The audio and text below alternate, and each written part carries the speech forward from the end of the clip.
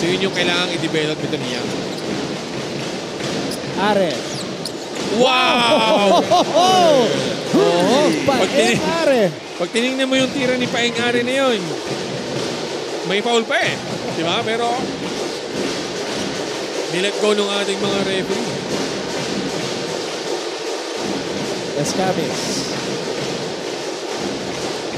Igliane. Igliane to Concepcion. Concepcion has to shoot. Oh! Yeah. Yam Concepcion, pati siya napapangiti na. Oo. Pa-shot block na lang eh. Pa-shot block na eh. Kaya good recognition para dito kay Yam Concepcion.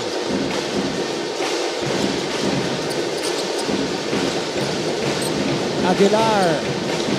Iyon naman. Oo, ang loob. Oo.